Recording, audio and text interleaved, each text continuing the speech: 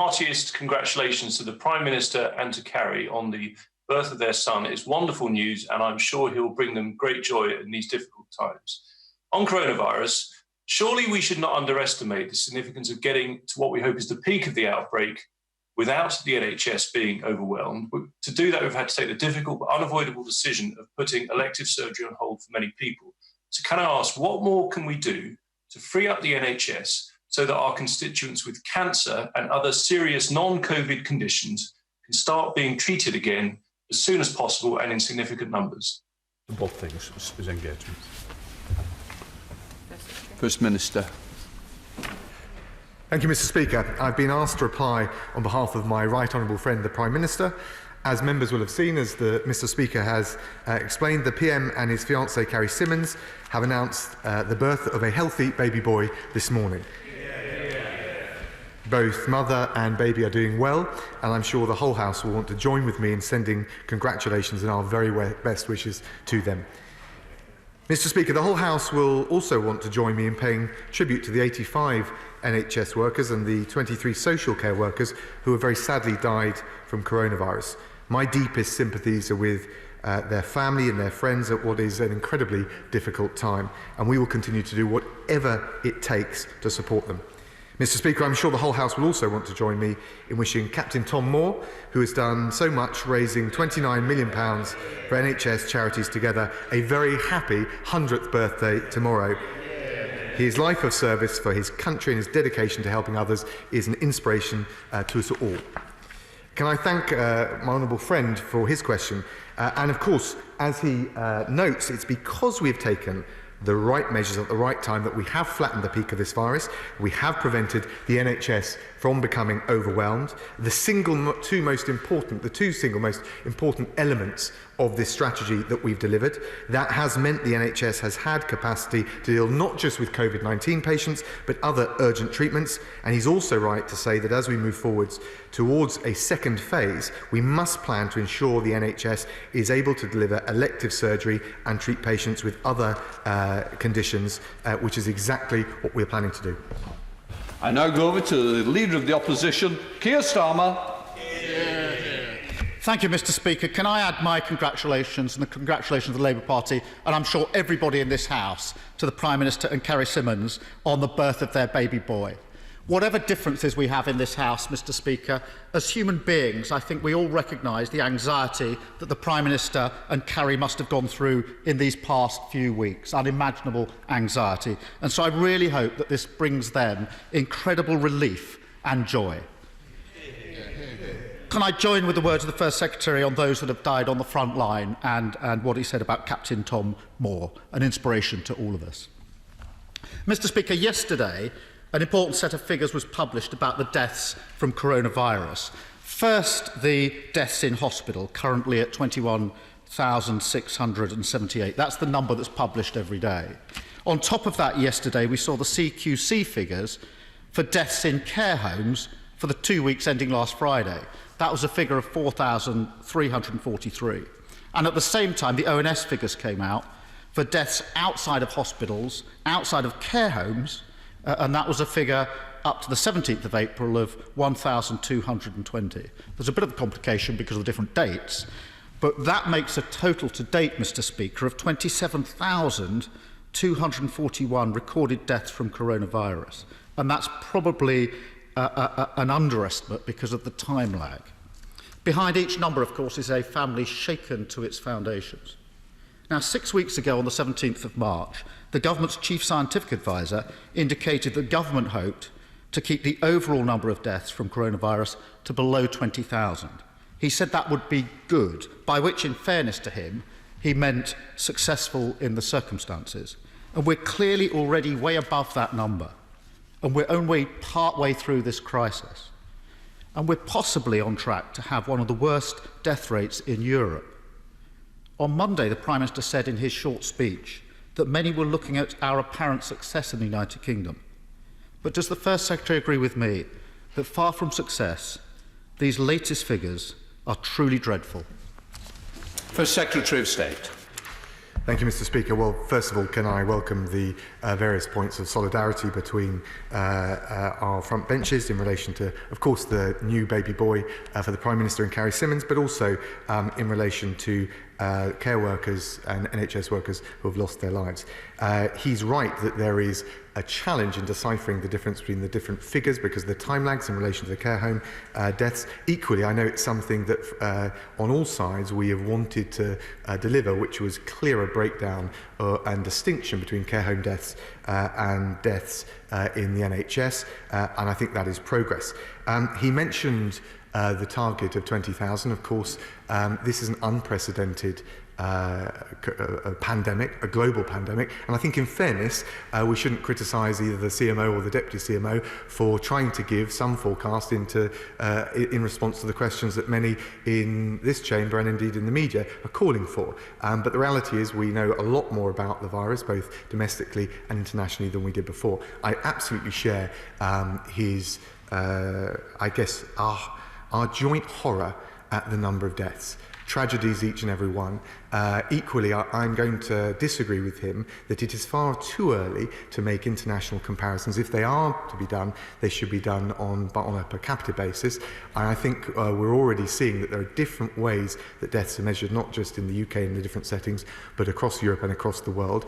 And of course, this is a very, as I've said, delicate and dangerous moment in this pandemic, which is why, with the greatest respect, I think we do need to wait until we've got further evidence from SAGE before moving towards a transitional phase or a second phase, and it would be irresponsible right now and to start setting out in detail what proposals we might come up with in advance of having that advice from SAGE.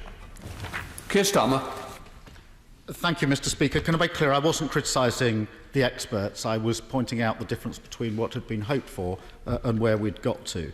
I do welcome the clearer breakdown of figures, which I think we're going to get from this afternoon onwards. I also welcome the fact that it appears, and I hope this is right, that the number of hospital admissions are going down and the number of deaths from coronavirus in hospitals are going down. We've all been looking at those graphs, and I hope that is continuing in the right direction. But from yesterday's data, it appears that just isn't the case in care homes.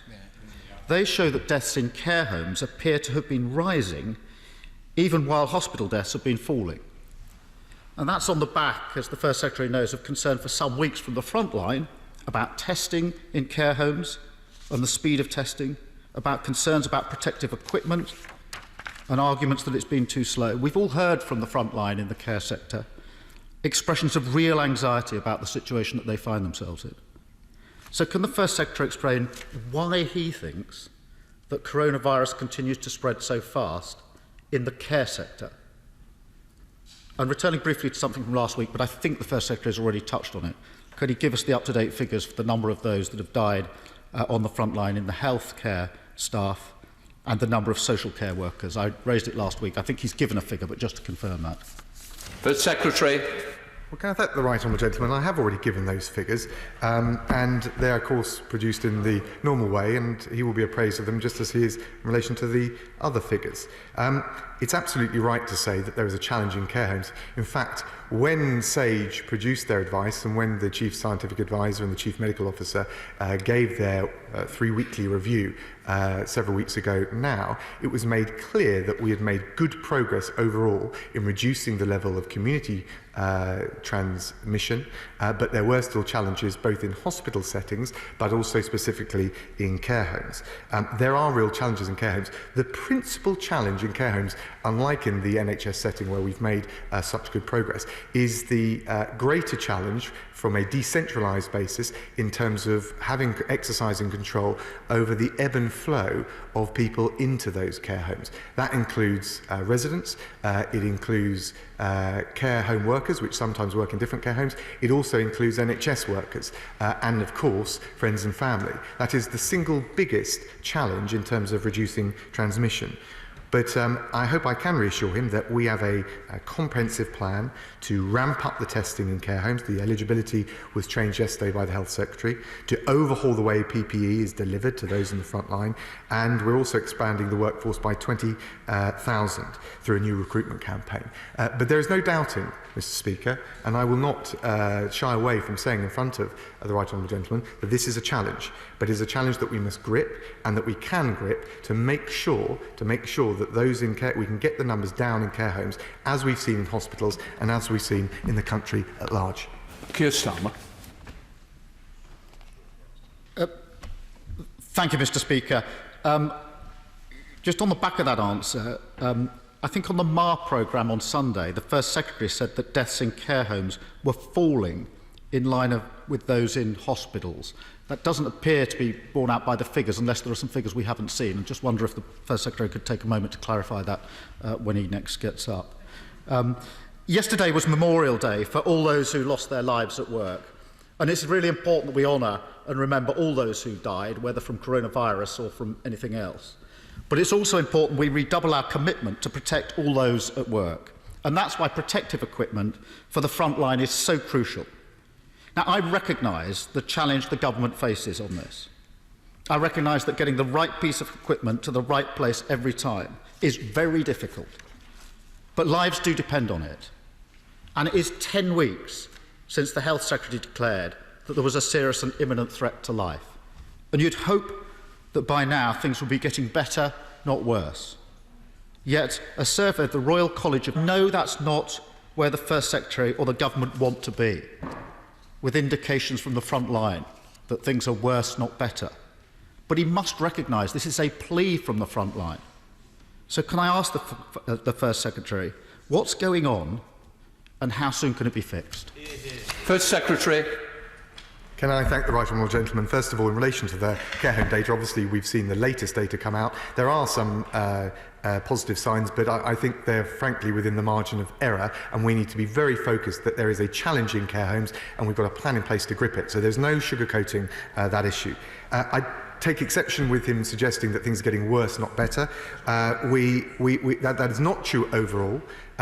We have shown through the social distancing measures the overwhelming commitment to them by the public and our efforts to ramp up capacity, particularly ventilator beds, critical care capacity in the NHS, that the two central limbs of our strategy, which is to flatten the peak that we're going through, which if we hadn't done, the death toll would have been even worse, and also to make sure that the NHS ability to cope, those two critical elements of the strategy have worked to date, and it's absolutely important that we keep up the effort on all of that. In relation to PPE, again, he must, when he addresses this, recognise that we face an international, a global supply shortage. Every country, when I pick up the phone as Foreign Secretary and I speak to leaders, foreign ministers, counterparts around the world, are facing this. And we are now the international buyer of choice. We have had 22 flights of PPE and ventilators from China just this month, in the last week, over 1.5 million masks from China, 3 flights from Turkey with gowns and face protection, 140,000 gowns from Myanmar, and we brought in Lord Dayton, the Noble Lord from the other place, Lord Dayton, to ramp up our domestic production, supply and distribution. So he's right, there is challenges on the front line. There's no minimising or sugarcoating any of those cris de coeur that he mentioned. I feel animated, inspired to do even better, but he needs to recognise on PPE that there is a global supply shortage, and we're doing absolutely everything we can to make sure that those on the front line get the equipment that they need. Keir Starmer. Thank you. I do recognise the efforts that are going on. The First Secretary says he takes exception to what I said about things worsening. I've tried not, in this, to base anything on my own personal opinion, because I don't think that's helpful. What I was quoting was the Royal College of Physicians, those on the front line. So it's not my view, it's their view. And I've tried to be careful to stick to the data and the evidence rather than just coming up with an opinion. Can I ask the First Secretary about testing? Now, it's clear there's been an increase in testing in the last week and since we were last at the dispatch boxes, and I welcome that. And yesterday, the government announced further extension and expansion of testing, and I welcome that as well. But there are obviously still significant problems. The government reported figures for Monday show a capacity to test of 73,000, which has gone up. It's the highest it's ever been. But only 43,000 actual tests were carried out. And when you drill down into the figures, only 29,000 people were actually tested. So the number of people tested was 29,000. Now, last week, the First Secretary said the problem was not capacity, but there was a lack of demand.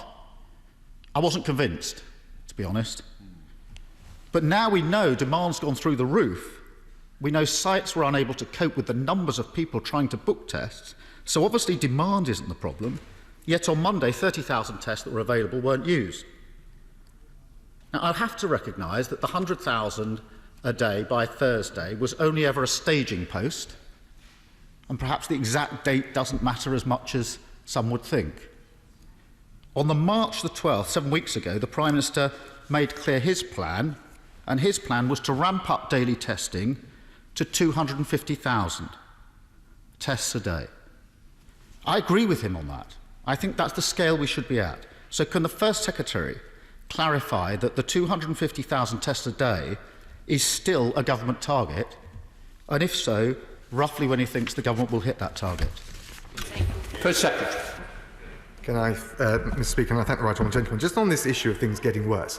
I understand the point he wants to make about PPE. It's an absolutely valid point, but I don't think it should be elided into the broader critique that overall things are getting worse. As we come through the peak of this virus, we start to get deaths down. We've got to focus on driving them down even further, and in particular making sure that we don't risk a second spike by increasing the transmission rate. And I think the right honourable gentleman could take time just to recognise our success on social distancing and critical care capacity, which has allowed that to happen. On testing, we now have 73,400 tests capacity every day. That is almost double from the point at which we were at the dispatch box last week. On daily tests carried out, the figure is now 43,563, which is up from well over double the 18,000 from the point at which we were at last week. In relation to capacity and demand, when we talk about demand, when the NHS talks about demand, they're talking about the numbers of tests actually carried out, people not just being willing to come forward, but actually being able to come forward. And what we've done to make sure that we ramp up the testing as swiftly as possible is not just the extension and the widening of eligibility last week, but we've gone further and we've now said anyone who needs to go to work and says that they can't just work remotely and they have symptoms, we will widen the eligibility to them. Anyone over 65 with symptoms will also be able to action those tests. And of course, it will be, and it comes back to his earlier point, available to all care homes, all care home residents as well as staff, whether they're symptomatic or not. This is incredibly important.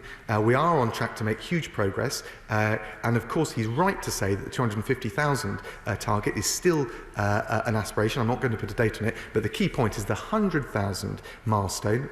Very important to me, we're making good progress, is only the first stepping stone towards testing, which is essential to the wider testing, tracking and tracing regime we'll need as we transition to the second phase. Can I just gently say to both front benches, we're really going to have to put some speed up so we'll not get anybody else in today. Keir Starmer. Thank you, Mr. Speaker. The First Secretary invites me to recognise the good work on social distancing and on critical care capacity. Can I do that unreservedly? It's been an amazing piece of work, particularly the ramping up of capacity, and I send my thanks to all of those that have been involved in it. I'd absolutely recognise it. Mr. Speaker, the reason I've raised these issues is because they're vital to controlling the virus, protecting lives, and so that we can get to an effective exit strategy. The public need to know what's going to happen in the next phase. And on exit strategy, I want to be absolutely clear with the First Minister. I am not asking for lockdown to be lifted. We support the government on lockdown and will continue to do so. So I'm not asking for that. I'm not asking for a time frame. The government says it can't give a time frame. I accept that and we support the government on that. I said I wouldn't ask the impossible and I won't. What I'm asking for is the government to be open with the British people about what comes next. That's crucial for three reasons. We need their trust. Secondly, the government itself, the public, schools, businesses, trade unions need to plan ahead. And they're saying that loudly and clearly. Third, and frankly, we'd like to try and support the government strategy when we know what it is. I think it's important for us to do so if we can. We can't do that if the government won't share its thinking. The Prime Minister said on Monday that he wanted maximum transparency. Will the First Secretary give us some now and tell us when the government will publish an exit strategy? First Secretary.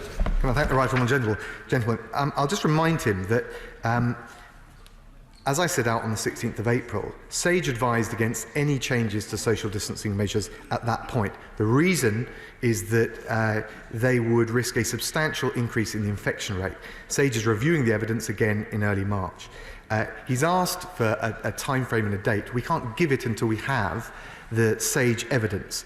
If he thinks there's things that we could be announcing, whether it's along workplace, which you referred to, schools or otherwise, feel free to propose those things. But I would just gently say that based on the advice and the evidence that we had from SAGE, which he said he wants to closely follow, it would be very difficult for us to responsibly set out those proposals before we've had that subsequent advice from SAGE, both on the rate of infection, the death rate, but also the measures it would be responsible to make. And that's why, with the greatest respect, and I understand he's trying to be constructive, we can't be pulled in to making proposals in advance without SAGE opining.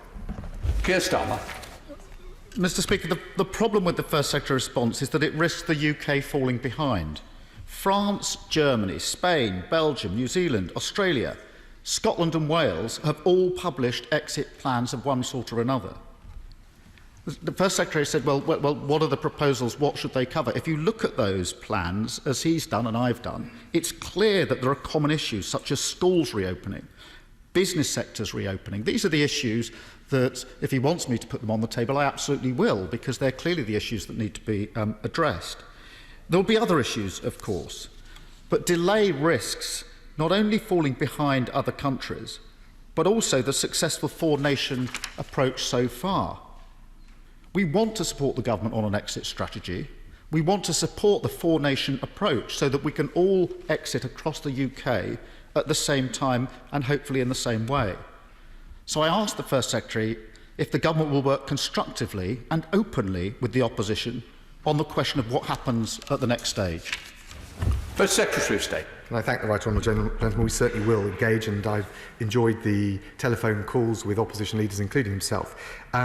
But can I also just gently say that if he's suggesting that we can set out concrete proposals now, despite clear evidence and advice from SAGE, that we should wait for their review of evidence in the next week or so, I would gently say that is the wrong thing to do. And if he thinks he knows better than SAGE and the scientists that have suggested that, he needs to explain it. He talked about the Scottish Government. The Scottish Government have not set out an exit strategy. I read through very carefully their 25-page document. It was eminently sensible, and it was grounded in the 5 tests that I set out on the 16th of April. He talked about some of the other European countries, but he will know, because I know he's an assiduous follower of the international evidence, that Germany is now having to think twice about easing up on the measures because of the risk of a second spike. This is exactly the risk that the Governor of the Bank of England referred to last week, that I referred to on the 16th of April, and that SAGE and the scientists have been referring to. And I just, again, the right honourable gentleman is trying to, and is succeeding in engaging in a very constructive way. He has a strong professional reputation when he was DPP for being guided by the evidence. That is much to his credit. Can I just... Sir Desmond Swayne. Will garden centres and nurseries be allowed to reopen in short order? First Secretary. I thank my right honourable friend for cutting straight to the chase. I totally appreciate the value of garden centres and nurseries. The current advice, as I've indicated from SAGE, was that relaxing any of those measures, including the ones that he refers to, would risk damage to the public health, our economy, and frankly the progress that we've made, the sacrifices so many have made, the lives that have been lost. But can I reassure him that they look specifically at garden centres, and we will continue, as I've indicated earlier, to keep the evidence on each individual measure under very close review.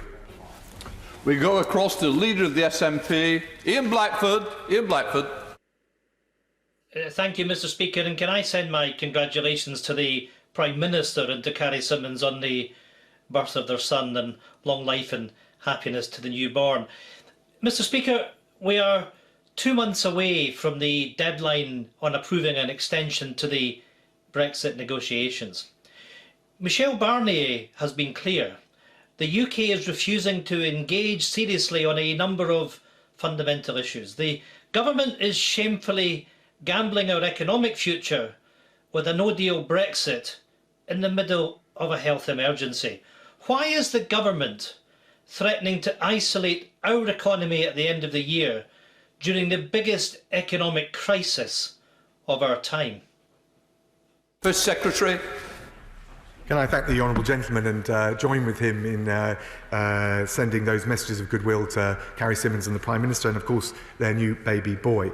I'm not sure I'd be quite taking the word of Michel Barnier for the state of progress in the negotiations quite as readily and as uncritically as the honourable gentleman has. But let's be very clear about it. Our position is unchanged. The transition period ends on the 31st of December. That is enshrined in law. There's no intention of changing that. And actually, what we should do now, given the uncertainty and the problems and the challenges coronavirus has highlighted for us, but also for our European friends, and I've worked extremely closely with our German, French and all of our other European partners, is focus on removing any additional uncertainty, doing a deal by the end of the year and allowing both the UK and the European Union and all of its member states to bounce back as we come through the coronavirus. Ian Blackford. Thank you, Mr. Speaker. What we should be doing is removing uncertainty, and we should be putting a stop to these talks. We should be making sure that we protect our businesses, and the failure by the First Secretary to rule out a no-deal Brexit should alarm us all.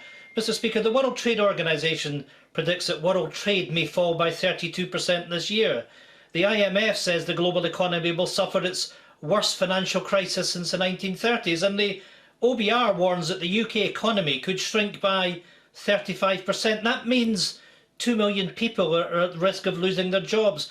Refusing to admit the inevitability of an extension isn't a tough or a clever negotiating tactic. It's a reckless and a foolish gamble. Will the Secretary of State embrace common sense and recognise the need for a Brexit extension, show some leadership, face down the hardliners in the Tory party, extend the Brexit transition and let us all get on with the job of tackling this health crisis together? First Secretary. Can I thank the honourable gentleman? So first of all, if his desire is to avoid more uncertainty, then the right thing for us to do is double down, get a deal by the end of this year. If his desire is to dig ourselves out of the economic challenges that we, the European Union and the world face, then the answer isn't to engage in protectionism, but to do this deal, give a shot in the arm to businesses on both sides of the channel, and that is what we're absolutely wholeheartedly focused on doing, and we're doing it as one United Kingdom. Rob Roberts. Thank you, Mr. Speaker. The company programme run by the charity Young Enterprise provides the opportunity for young people to apply their skills in real-world situations, working in teams to set up and run their own Young Enterprise company. My right honourable friend agree with me that providing financial education in our schools is a vital way of empowering young people and ensuring that we're able to further our Levelling Up programme across the whole country when we come out of this crisis. Mr. Secretary. Can I thank my honourable friend for raising this excellent programme. He's absolutely right. A strong understanding of numeracy underpins a young child's ability to manage money, for example, by calculating percentages or doing divisions. And this government's reforms have made a step change in progress for numeracy and literacy for those young children. That needs to be backed up by the practical applications, and many organisations that support schools with financial education are adapting their programmes, and I think Young Monies is an excellent example of that.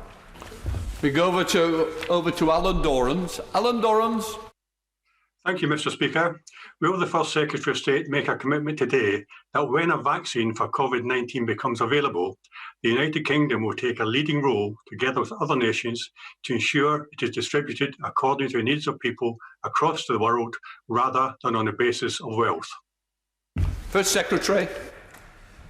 Well, can I thank the honourable gentleman? He's absolutely right. And we, as the Health Secretary announced, we've had trials announced very recently. We are taking a lead in the research and development, but he's also right to say, as my right honourable friend, the Development Secretary announced, I think, earlier in questions, we're also contributing to Gavi and CP, which is the international effort to make sure we can ramp up not just the international effort to find a vaccine, but to make sure that not only can we vaccinate all of the people here in the UK, but also in the most vulnerable and poorest countries around the world. And so I entirely agree with what he said. Robert Coates. We go over to Robert Coates. Thank you, Mr. Speaker. The government has pulled out all the stops in providing a range of timely financial support for businesses. But both as the chair of the Small Business APPG and in West Oxfordshire, I hear reports of businesses that are being denied help by banks that are falling behind regulatory systems rather than concentrating on the urgent need to get cash out of the door to the businesses that need it. Would my right honourable friend agree with me that as the nation makes sacrifices unheard of in peacetime, it's also time for the banks to do their bit? First Secretary. Can I thank my honourable friend, pay tribute to all he's doing to champion small businesses. We want to help all businesses, small, medium and of course the large ones in Witney and across the country, get through this incredibly difficult period and bounce back with confidence as we defeat the coronavirus. Through the coronavirus business interruption loan scheme, through the large business interruption loan scheme and the bounce back loan scheme, we're lending to businesses of all shapes and size. And the government has stepped up to the plate, and he's absolutely right that we expect the banks to do the same too. We go across to Zara Sultana. Zara Sultana. Thank you, Mr. Speaker. While working people are having to make huge sacrifices through this crisis, state support is available to big businesses that dodge taxes and pay millions to super rich executives and shareholders. Mr. Speaker, we should be bailing out the 99%, not the 1%. So will the government follow the likes of Denmark and stand up to big businesses by saying, if you want state support, you have to prohibit dividend payments and share buybacks, and you can't be based in a tax haven? First Secretary.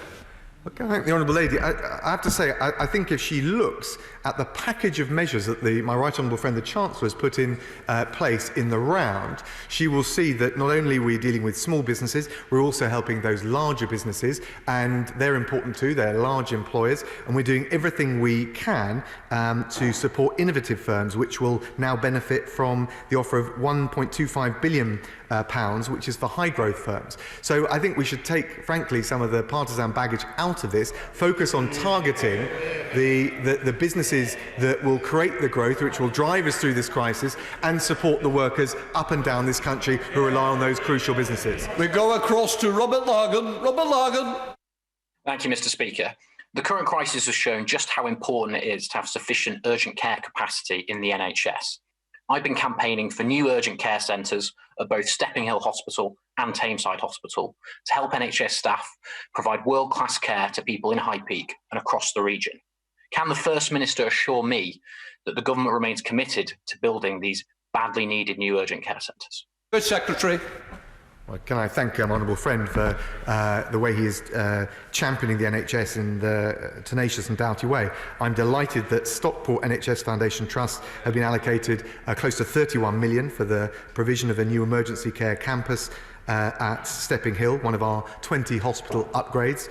And Tameside and Glossop Integrated Care NHS Foundation Trust have also been allocated over £16 million to provide emergency and urgent care facilities at Tameside General Hospital. Conservatives are the party of the NHS with more money, more hospitals, more doctors and nurses, and that's one of the reasons we've managed through our critical care capacity to help protect the NHS from becoming overwhelmed by coronavirus. Wes Streeting. Thank you, Mr. Speaker. Can I, first of all, offer my deepest thanks to first responders from the Metropolitan Police and the London Ambulance Service who were greeted with a horrifying scene on Sunday night of an 18-month-old baby girl and 3-year-old boy brutally murdered in their own homes. There are no words of comfort that we can offer their grieving mother, but what the government can do is to do more to support people who are not safe in their own homes.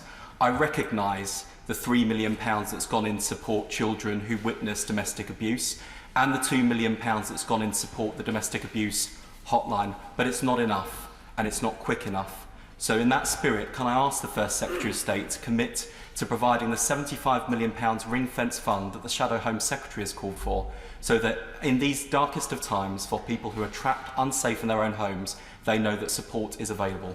First Secretary. Can I thank the honourable gentleman and first of all say how appalled I am at the tragic case in his constituency. I pay tribute to the frontline emergency responders, but I absolutely, in total solidarity with the honourable gentleman, want to pass my condolences to the family around that terrible case. It sounds absolutely appalling. The police have been very clear that they will pursue perpetrators and anyone in immediate danger, and they should call 999. We're going through the coronavirus challenge. It's put pressure on the police, but they are there to do that incredible job that they do day in, day out. We do have the National Domestic Abuse Helpline staffed 24 hours a day. We're supporting charities and others supporting victims of domestic abuse with £750 million.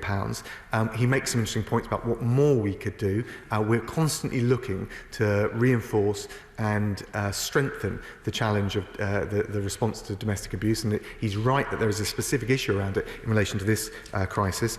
The domestic abuse bill had its second reading yesterday, and that will help take our response to the next level, and also is an opportunity for him to make further proposals in due course. Thank you, Mr. Speaker, and may I join in the congratulations to the Prime Minister and Carrie Symonds on the birth of their son. Mr. Speaker, I was recently speaking with a lady who, very sadly, lost her husband in hospital to COVID-19.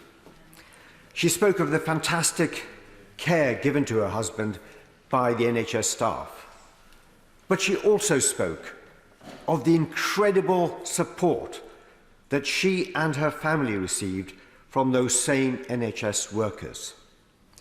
Would my right honourable friend join me in congratulating the NHS staff not only for caring for those who are ill, but also for the wonderful support they give to their loved ones? Mr. Secretary. Can I thank my honourable friend? Can I first of all pass on my very deepest condolences to the widow in his constituency. I, along with other ministers, have the grim task of reading out the total death toll at these press conferences, and I always walk away ashen-faced at what this must mean for individual families up and down the country. He's right to pay tribute to the NHS, who are doing an amazing job, and all of us, I think, across the House, pay tribute to them and the care workers with our minute's silence in particular yesterday. But I think he's absolutely right also to say that they're not just there to treat the physical condition, whether it's of coronavirus or otherwise. They do an amazing job as providers of emotional support for patients and their families, and I think that's something which is too easily overlooked as we come through this crisis. Going over to Geraint Davis. Geraint Davis. Mr. Speaker, the UK opted out of the EU joint procurement of PPE, ventilators and medical equipment. Can the First Secretary confirm that whether this was a political or commercial decision, and take this opportunity to say that we will take any future opportunity to join any EU scheme that helps to safeguard supplies to our NHS in order to avoid any preventable deaths in our communities or in the NHS or care services?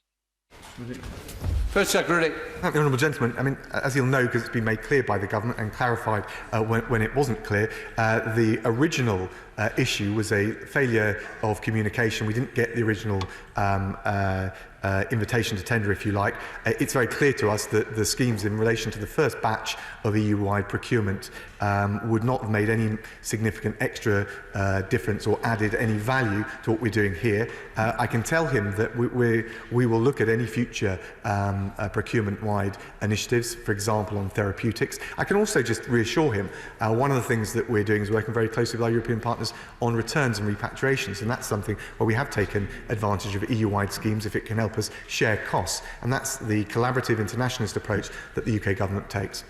Mark Pritchard. The sector is vital to Shropshire's economy, employing thousands of people, and notwithstanding his earlier response to my right honourable friend, can I ask that in any economic unlock, that in phase 1, that garden centres and nurseries, seasonal nurseries, will be allowed to open, albeit with careful and considered strict guidelines? First Secretary. I thank my honourable friend. A second plea for garden centres and nurseries is absolutely right, and I understand entirely why it's so important, both economically but also socially, particularly for certain members of our community for whom it will be an important means of getting outdoors and getting out of the lockdown. Sage has already considered it once. I know it will consider garden centres and nurseries again, and I know he will expect us to continue to be guided by the evidence, but he has made his point in a powerful way, and it's certainly very firmly registered that this is an important area for us to look at for the future. Alex Cunningham. Go over to Alex Cunningham. Thank you, Mr. Speaker. There's never been sufficient nursery places to meet the extra demand created by the Child Care Act 4 years ago, and now things are set to get worse. I've received a huge number of emails from local nursery managers and workers angry at the government for failing to take action to protect early years workers during the coronavirus crisis because they're not entitled to access the furlough scheme. What will he do to sort this out and ensure that these nurseries still exist once the crisis is over? First Secretary.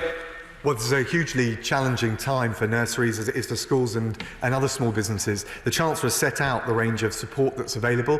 It's widespread. It covers all sorts of different areas. But of course, in relation to nurseries or any other sector that is finding the challenges too much to bear as we go through this crisis, we will of course make sure we look at them afresh and see what further can be done.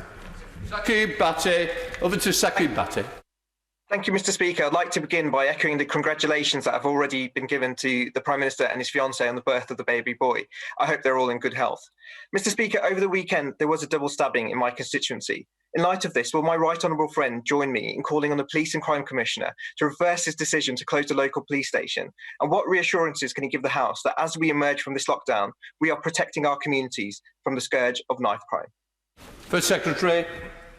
I thank my honourable friend, and it's a tragic but timely warning that some of the persistent social challenges that we face around knife crime or any other kind of crime will persist and not just stay at home because of coronavirus, although overall the level of crime has come down. Can I pay my very deepest sympathies with the families of the victim in his constituency, and can I reassure him we've committed to recruiting 20,000 more police officers over the next 3 years. We're making it easier for the police to exercise stop and search powers.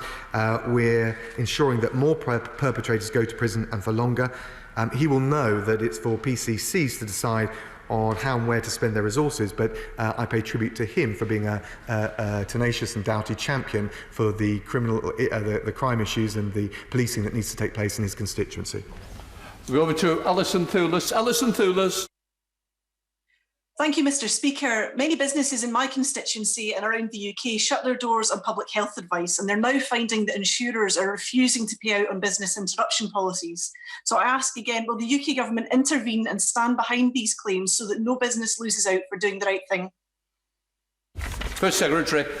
And I thank the honourable lady. I don't think it's the right thing to do to stand behind all of the claims, but we certainly do and continue to liaise with the insurance industry to make sure, as far as is legally and practically possible, they're showing the flexibility as people and particularly the consumers of those insurance policies come through this very difficult time.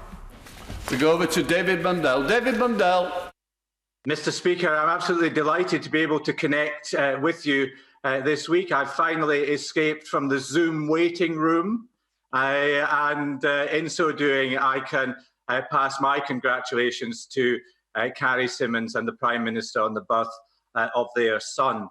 Mr. Speaker, I have a large number of haulage companies in my constituency, and I'm sure the First Secretary will recognise that lorry drivers are key workers during this crisis, transporting goods across our United Kingdom.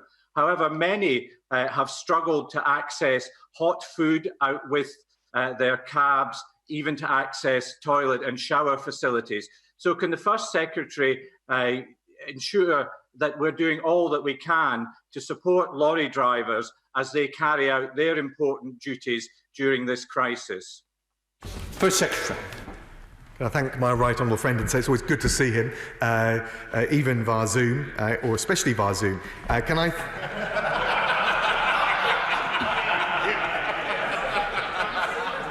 Can I thank all of the HGV and delivery drivers for all that they're doing in the country to keep us going. And I think our I think across the House we'd probably agree that our view and our definition of key workers has changed as we come through this crisis, and there is an appreciation of people doing those gritty jobs day in, day out, and quite the extent to which we rely on them. All motorway service stations in England currently remain open to road users. That is why the Transport Secretary is continuing, based on the concerns he's rightly raised, to work with motorway service operators to ensure as many facilities within those individual service stations remain open as possible, to make sure HGV drivers can take a break and use whatever facilities they need before they go back to work. And he raises an excellent point. Dave Dugan, go across to David Dugan. Thank you, Mr. Speaker. The Chancellor said of his COVID-19 response that we will not leave you behind, we all stand together. He then delivered a financial package that did leave behind hundreds of my constituents in Angus and thousands more across these islands by a government who will refuse to introduce a universal basic income, just like my constituent in Arbroath, who could not be furloughed by his former employer, and because of Treasury rules, neither can he be furloughed by his new employer. So now, after 44 years of working, he's been cut adrift as collateral by this government. What is the First Secretary's advice to my constituent? Well, can I thank the honourable gentleman and just say to him, we don't support universal basic income, mainly because given our precious resources at such a challenging time, it wouldn't target it at those who need it the most. In total, Scotland will receive a cash boost over £3 billion to tackle the coronavirus. So the financial support from the UK government is going there. That's on top of the UK military support with things like mobile testing and the airlifting of patients from some of the island communities in Scotland. And we're also expanding testing capacity right across the UK, with centres recently opened in Glasgow, Aberdeen and Edinburgh. We'll get through this crisis, and we'll do so as one United Kingdom. Dame Cheryl Gillam. Dame Cheryl. Thank you very much, Mr. Speaker. Can I associate myself with the remarks of the First Secretary and send congratulations to the Prime Minister and Carrie? Research from the All-Party Parliamentary Group on Autism found that before the coronavirus crisis, more than 2 in 3 autistic adults were not getting the support they needed. Sadly, in some areas, emergency powers to ease duties under the Care Act have had to be triggered. Can my right honourable friend guarantee that autistic people will not be disproportionately affected by these changes? And will he publish which councils have to resort to emergency powers? First Secretary. I thank my right honourable friend. She raised a really important point, and of course we want to make sure all autistic children or any other children with special needs going through this terrible crisis are as protected as we possibly can. I think when it comes to looking at the future arrangements for schools, on top of the key workers, we've got to make sure that we do as much as we can to protect vulnerable children, and particularly those with particular needs. She talked about the funding going through to local authorities. Allow me to take that back, speak to both the Education Secretary but also the Community Secretary, and make sure that we can come back with a specific answer on the particular point she raised. Last and final question. We now go over to Sir Geoffrey Donaldson. Sir Geoffrey. Thank you, Mr. Speaker. Could I, on behalf of the Democratic Unionist Party, echo and pass on our congratulations to the Prime Minister and Carrie Symonds on the birth of their son. The headline in this morning's Belfast Telegraph speaks about deaths for people who are not infected by the virus, people who have not been attending hospital and who desperately needed treatment. Will the First Secretary advise us of the measures the government intends to take to address this issue and to ensure that more people are able to attend for treatment, including cancer patients? Secretary. Can I thank the honourable gentleman and pay tribute to all the work he is doing, and indeed the Northern Ireland Executive at this difficult time. He's absolutely right to raise the challenge within the NHS more generally of dealing not just with COVID-19 but the wider conditions that people have. The Chief Medical Officer has made it very clear we have the capacity, the plans that we put in place and that we delivered through the Nightingale hospitals, the ventilators, the critical care capacity is in place, not just to deal with coronavirus but also to deal with other non-COVID priorities, whether they're urgent or whether they're other forms of treatment in relation to cancer or otherwise. And I'm certainly very willing to work work with the Health Secretary and the Northern Ireland Secretary to make sure in relation to any particular challenges faced in Northern Ireland that we can deal with them and address them. And it's absolutely crucial as we go through this crisis that NHS capacity is protected. And that's one of the reasons we introduced the social distancing measures and why it's so important that they've been so effective. That is the end of Prime Minister's questions. We're now going over to a statement on repatriation of UK nationals affected by COVID-19. I call Minister Nigel Adams to make the statement, and he's got up to 10 minutes to do so. Minister Nigel Adams. Thank you very much, Mr. Speaker. With your permission, I would like to make a statement on the Foreign and Commonwealth Office's response to the COVID-19 pandemic. Our team of experienced diplomats here at home and in our embassies and consulates around the world continue to work around the clock using our unparalleled international connections to help overcome this unprecedented challenge.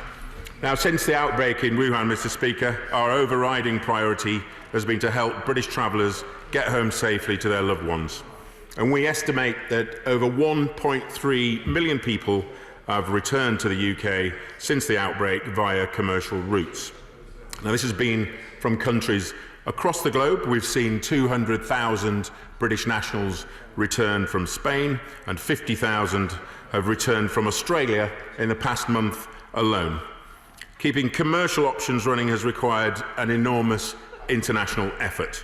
We've worked alongside airlines and foreign governments to keep vital routes open and ensure that domestic restrictions don't create a barrier to getting people home. But as you will appreciate, Mr. Speaker, as countries have increased travel restrictions, often without notice, commercial routes have ceased to be an option for some travellers. So thanks to a £75 million partnership between this government and airlines, we have now brought back more than 19,000 people on 93 charter flights organised by the Foreign Office from 20 different countries and territories. And in some instances, this will mean bringing home a few hundred passengers from small countries like the Gambia or remote locations like the outer islands of the Philippines.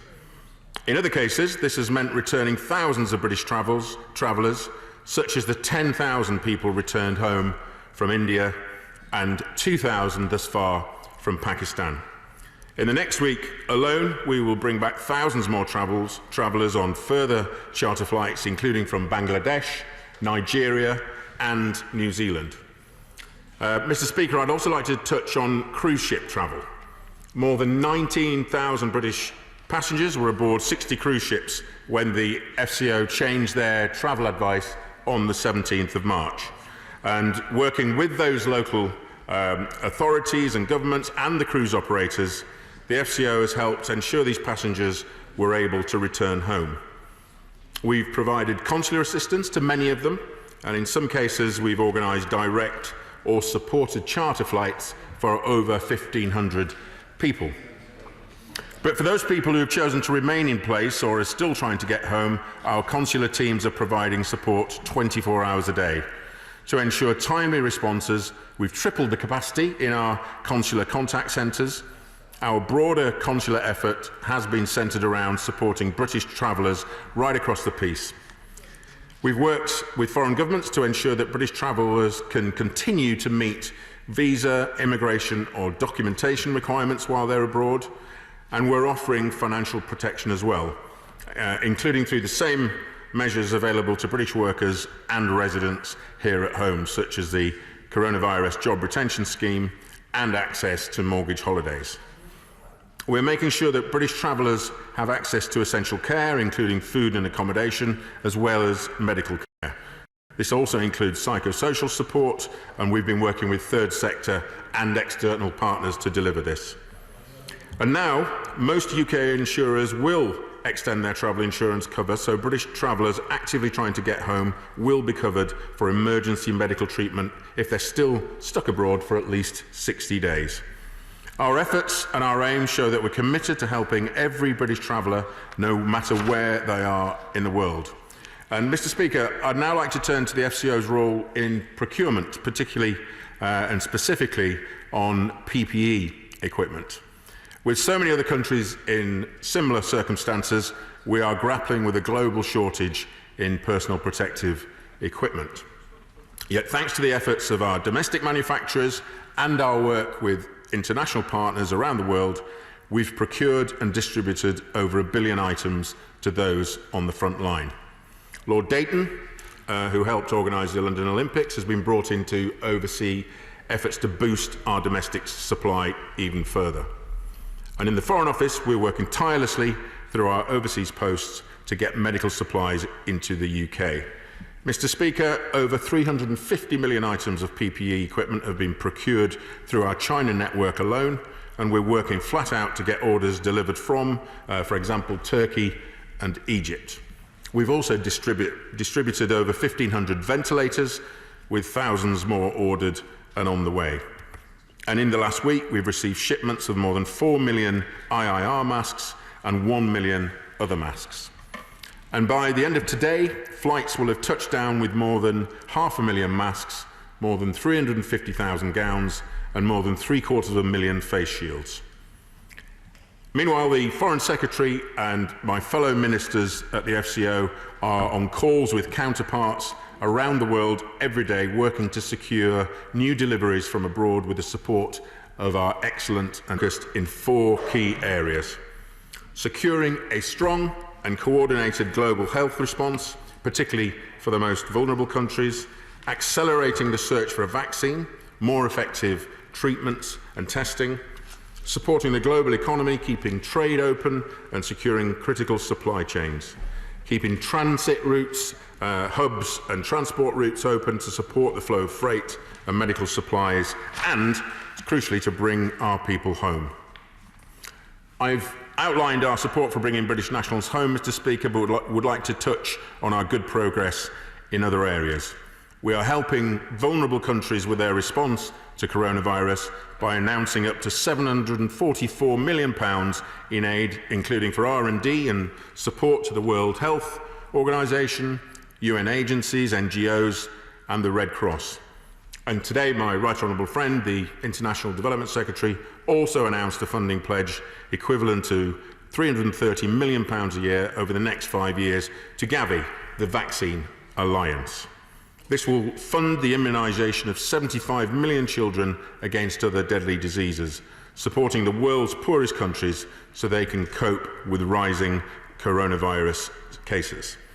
On the COVID-19 vaccine, this government has already committed £360 million as part of our domestic and international effort.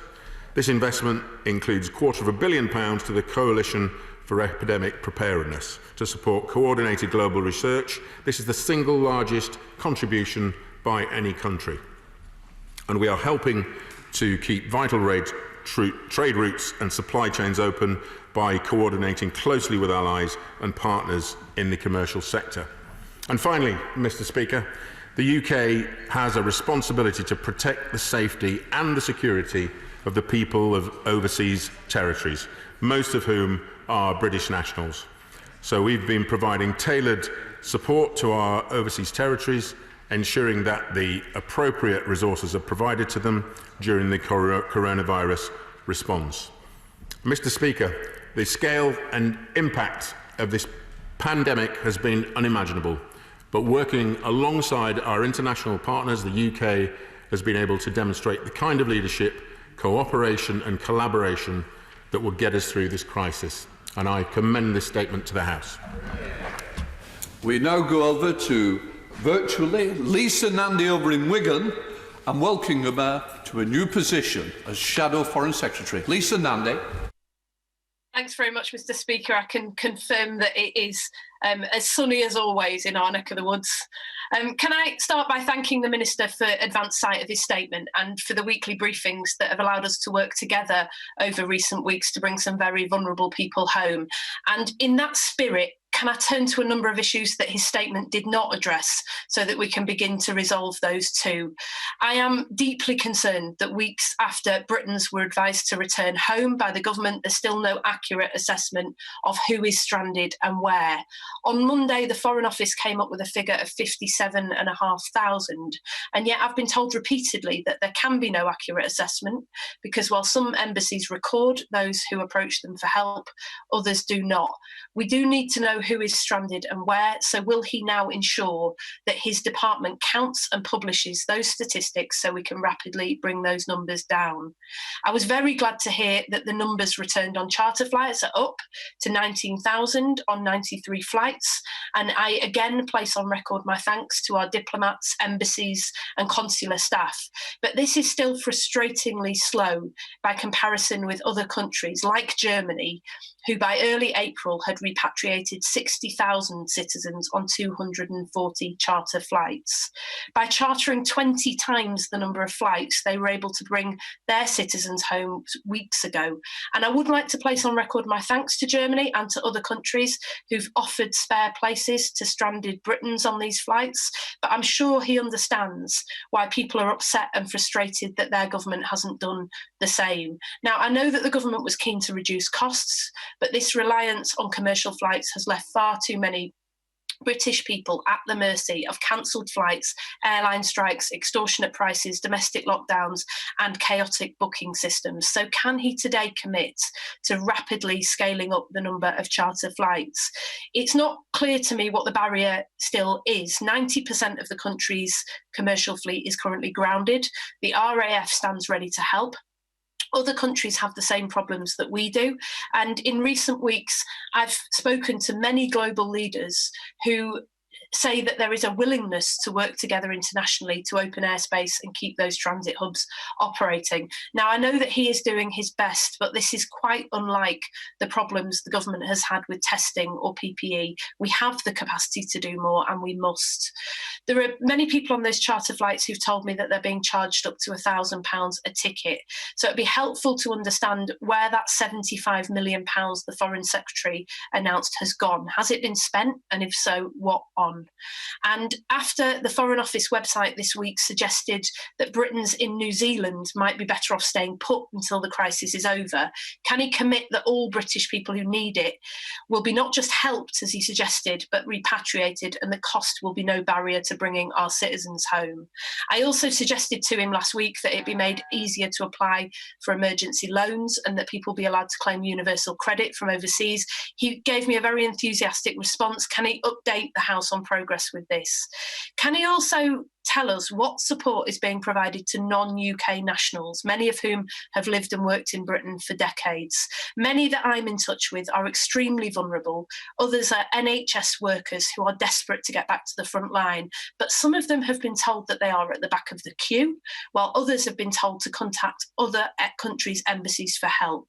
Now, we were recently shamed by the treatment of those who made Britain their home and have lived and worked here for decades, and we mustn't allow this to happen again. So I hope he'll take this opportunity to reaffirm our commitment to those non-UK nationals and guarantee them the same rights to return home.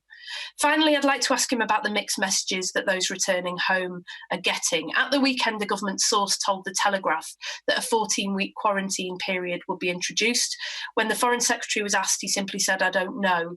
Yesterday, the Transport Secretary wrote to MPs to tell us that targeted screening measures had been carried out at UK airports, but that these have now been stopped. This is really worrying. There are people entering the UK from countries where infection rates are rising, access to healthcare is limited, and preventative measures are non-existent. They are travelling back to their families on public transport. This is surely not sensible. We've discussed this several times. It is frustratingly one of the areas where we've been unable to make progress. And the UK is now a major outlier on this. South Korea, the Netherlands, Greece, Lithuania, Singapore all have self-isolation requirements in place. We must have clear advice for those returning to the UK, a quarantine period and testing on return to limit the spread of the virus. Can he commit to this today? And if he can't, will he take this away and ensure it's acted upon? As always, I am ready and happy and willing to offer assistance and support where I can. Minister. Thank you very much, Mr. Speaker. And through you, can I congratulate the Honourable Lady on her appointment and also for the spirit in which she has cooperated. We do speak regularly with our weekly phone calls. I think we're due to have one tomorrow where myself and officials are able to update her.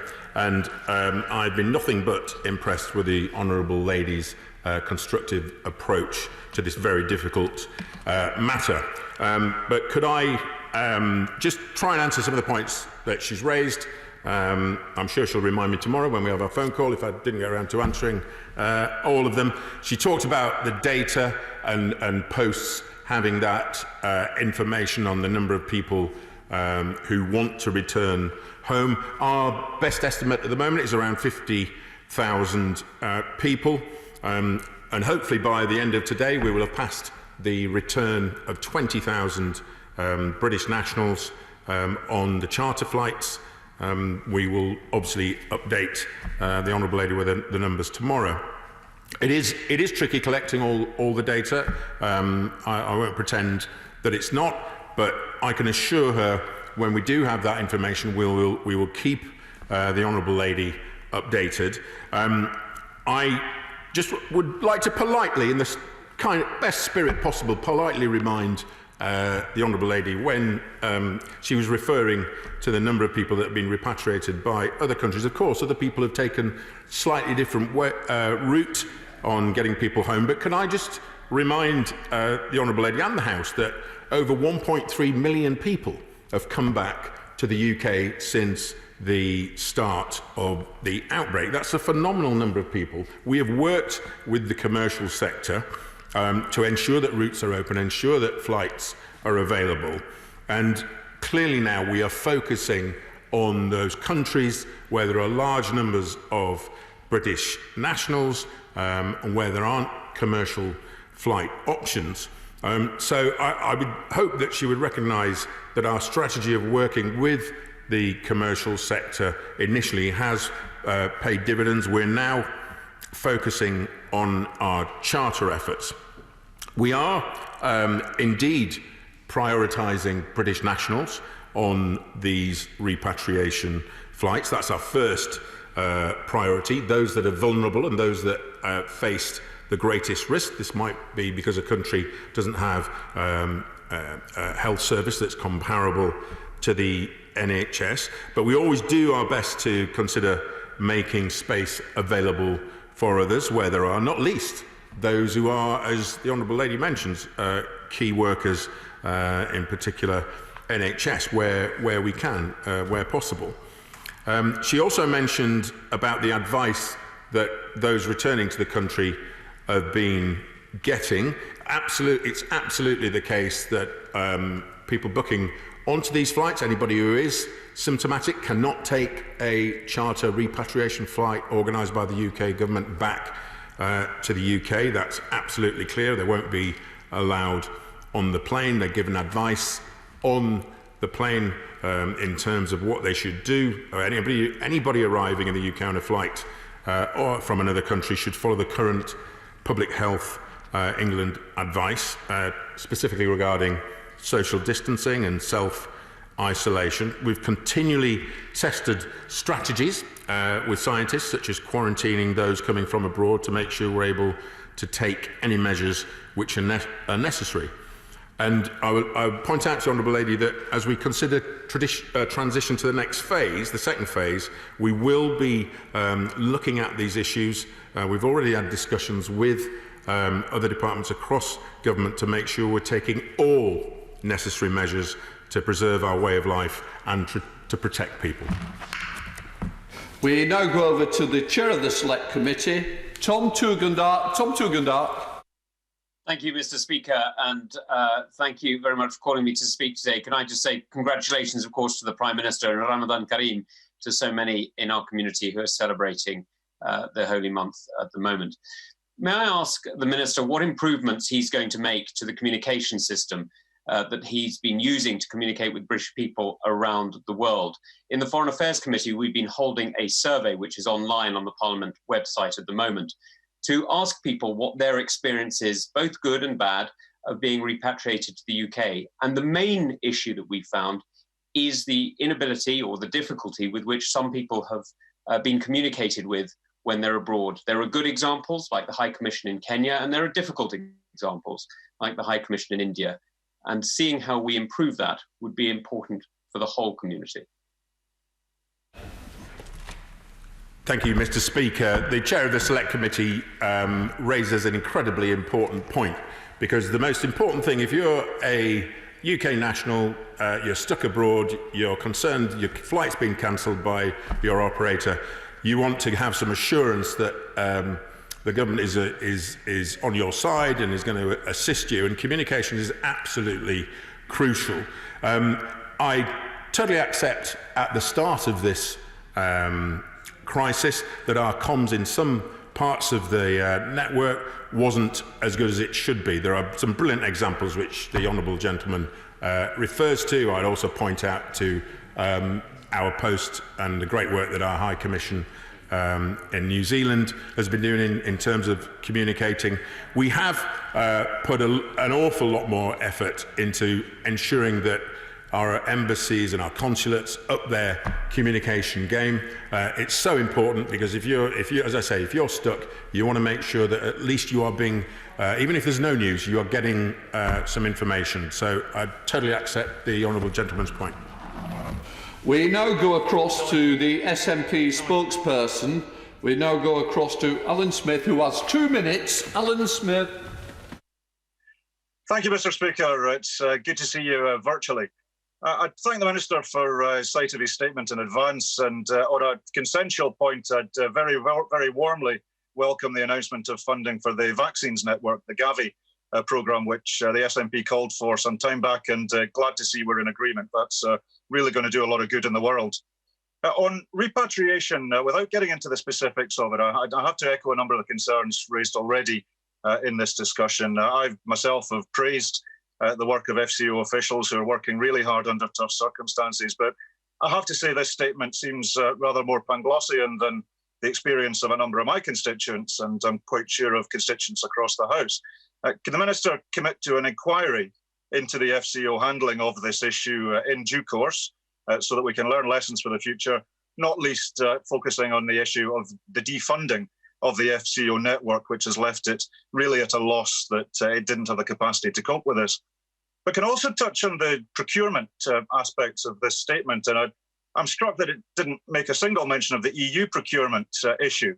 There was a quite remarkable session of the Foreign Affairs Select Committee recently where Sir Simon MacDonald had to clarify his clarification, and reading from the letter, he said quite explicitly, ministers were not briefed by UK mission on the EU's joint procurement agreement. He then goes on to say, owing to an initial communication problem, the UK did not receive an invitation in time to join the COVID EU procurement response. Now, forgive me, it seems quite inconceivable to me that UK mission did not make London, call it that, aware of the existence of these schemes. So can the Minister perhaps clarify, were officials in London briefed by UK mission on the existence of these schemes? And can he assure us that where there was an initial communication problem, I quote, was it between UK mission and London, or was it within London? In that we missed out on these procurement schemes, they could have been of value to our constituents. And can he assure us that these problems have been dealt with and we will contribute to and participate in future EU procurement schemes? Minister. Thank you, Mr. Speaker. Can I thank the honourable gentleman again for the way in which he has been very constructive in his dialogue with government, and also his SNP colleagues in Scottish Government. I have weekly update conversations with all the devolved administrations, and indeed they are just as constructive. And also I would just reiterate the point from one of his early points, that the combination of working with the scheduled flights and the commercial sector has enabled over 1.3 million people to get home. So I think there is something to champion. Of course, the network has been put under extreme pressure. We've never faced anything like that. We've never had to repatriate effectively people from all over the globe before. But I think that we've done a pretty good job in our repatriation so far, especially as we will pass the 20,000 charter flight mark today. With regard to his latter point, the Permanent Secretary of the FCO has issued a correction to the FAC. He's setting out that position, make clear that a political decision was not taken on whether or not to participate. And as the Health Secretary has said, we will participate in the joint EU procurement scheme on therapeutics that is soon to launch. And we've been clear that we will consider participating in other future schemes on the basis of public health requirements, including on any PPE. And finally, I just remind the honourable gentleman, there are currently around 10,700 mechanical ventilators available to the NHS across the UK, with thousands more in the pipeline. We now go across to Richard Drax. Richard Drax.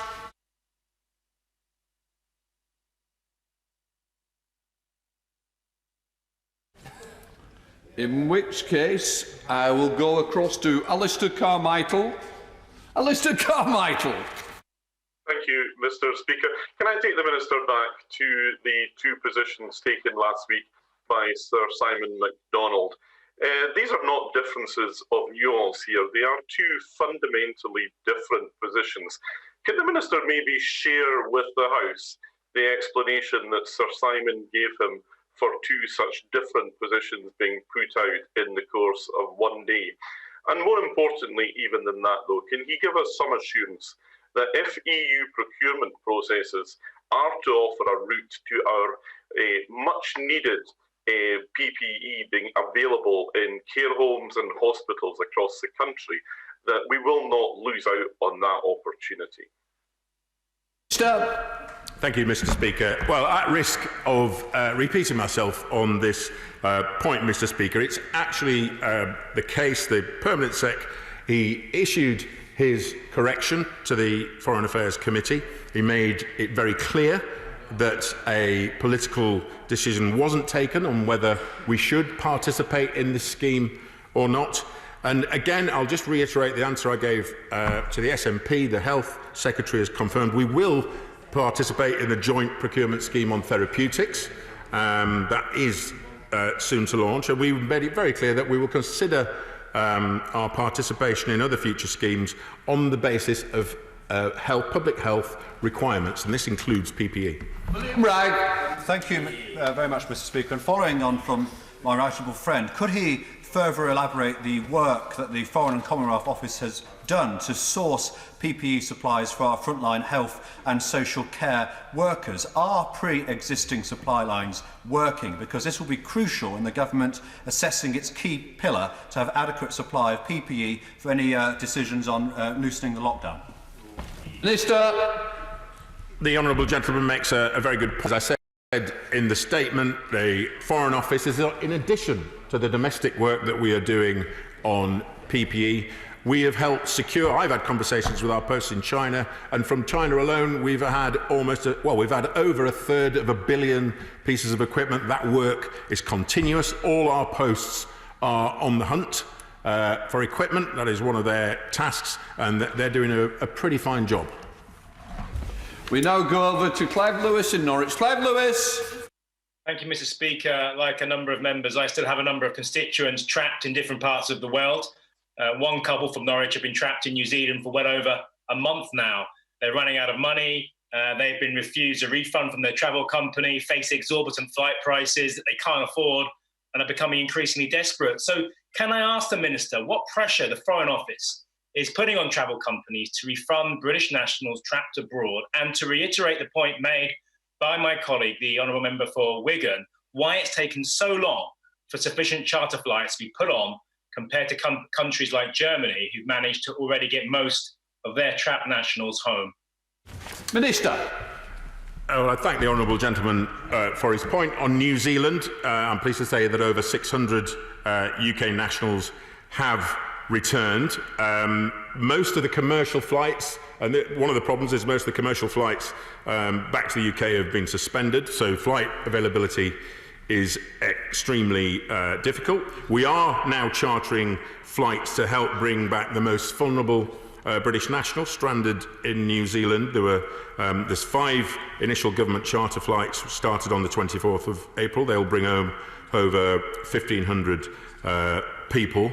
And just on costs, I do accept his point, the way some airlines have dealt with their customers and not giving cash refunds. I don't agree with that. I think it's incredibly bad form of the airlines not to provide timely refunds to their customers. The cost of the repatriation flights are at a reasonable level, maximum of £800 if a flight's over 10 hours. We go over to Ray Manchester. Ray Manchester. Thank you, Mr. Speaker. Through the Minister, can I thank all the fantastic work done by the FCO team in bringing back my constituents from Fiji, from New Zealand, from India, from Pakistan. And I know there's 10 chartered flights that have taken place from South Africa. However, I have a 80-year-old constituent just outside Johannesburg who's supposed to be coming back to Rainham on the 4th of April. She's been told by her tour operator she's unlikely to come back before July. Can I ask the Minister to urgently look at this case? I have already raised it with the Minister for Africa, who's been exceptionally helpful, but can I please urge him to do everything that can be done to help this 80-year-old constituent of mine? Minister. Of course, the FCO will look into the case the honourable gentleman raises. I would like to thank him for the praise for the work that's been done returning his constituents from around the globe. As you will know, we've got over 2,000 British travellers back from South Africa on our special charter flights, but we will certainly look into that individual and see what support we can give through our network. Dr. Rupa Huck. Mr. Speaker, the Minister talks a good talk, and it was good news for my constituent when he was able to get over to see his ailing elderly dad for probably the last time, for the first time in 8 weeks. But the bad news is it was in blockaded Gaza, where there's no flights in or out of what David Cameron called an open-air prison. So look, will the Minister, who I have raised this with on a conference call on the 15th of April, please have a word with his officials, who up to date have told my constituent that it's his own fault, and get a family of 4 British citizens in Acton, their dad, back for Ramadan? Minister. Thank you, Mr. Speaker. I will say, of course, we will take up that case if it's not already been taken up. I doubt very much whether a member of the FCO staff would use language like "it's your own fault," frankly. But we'll certainly follow this up. We are due another conference call later on this week on Friday, which I'm holding for honourable and right honourable members. But we will certainly follow that case through for it. Gagan Mahindra. Thank you, Mr. Speaker. Can I firstly pass on my thanks for the work his department has done during this unprecedented pandemic?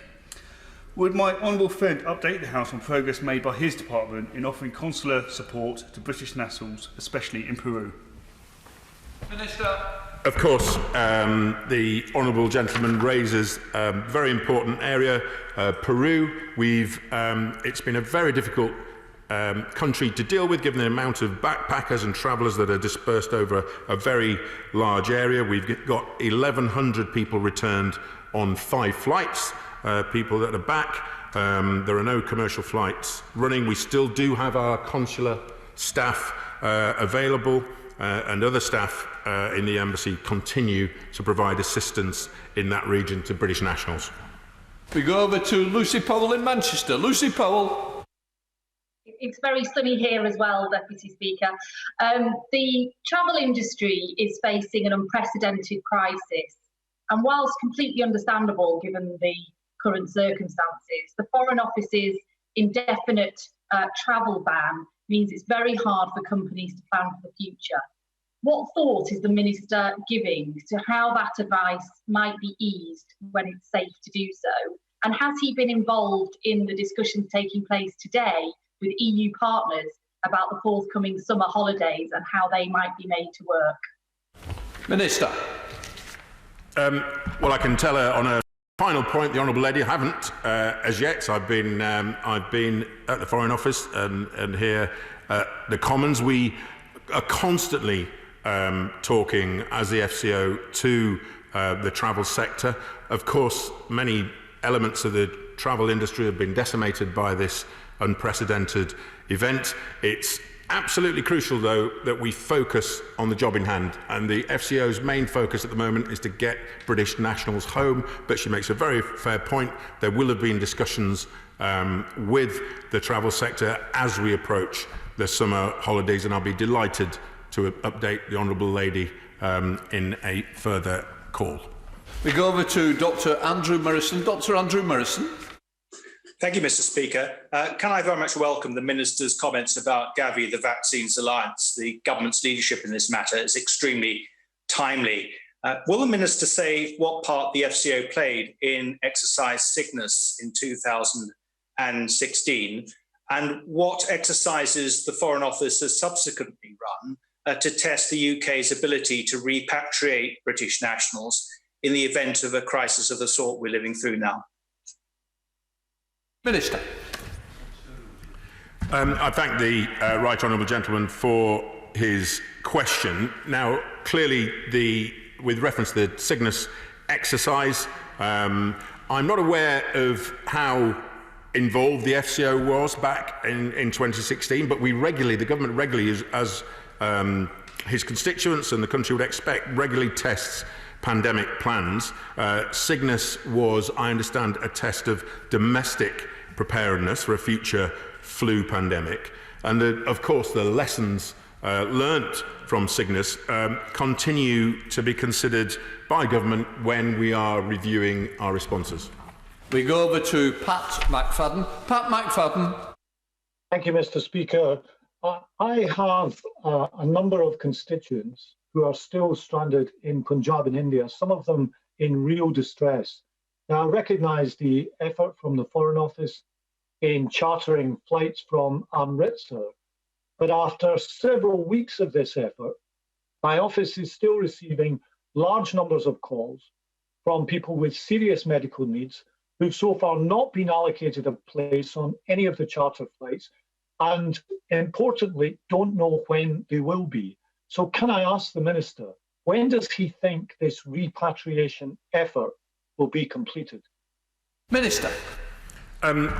The honourable gentleman raises a very good point. India, as you can imagine, there were tens of thousands of British nationals in India. We've got back over 10,000 on 38 flights so far, and we've got another 14 planned.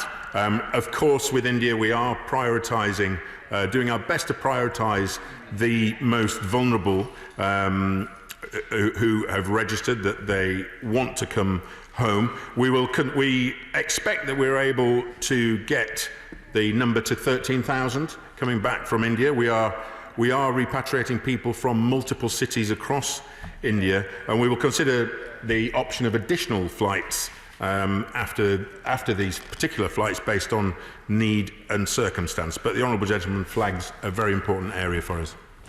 We go over to Teresa Villiers. Teresa Villiers. Thank you, Mr. Speaker.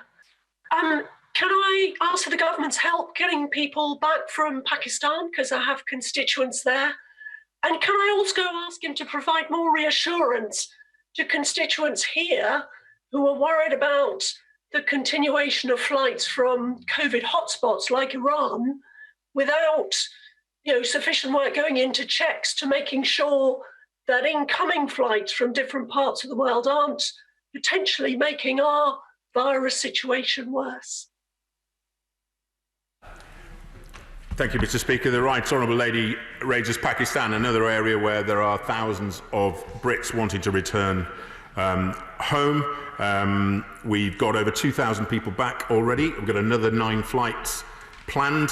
So I can assure the Right Honourable Lady that through our mission in Pakistan, we are doing our utmost to get people back. We're also putting on flights from Karachi as well, because obviously the size of that particular country. With regard to the health point that she raises, I mentioned it earlier, the Public Health England is the current advice we are giving people as we enter phase 2 of these repatriation flights and phase 2 of the pandemic here, we are going to be looking very closely at the advice that we're going to be giving. But no one who has got symptoms of this virus can get on one of these flights.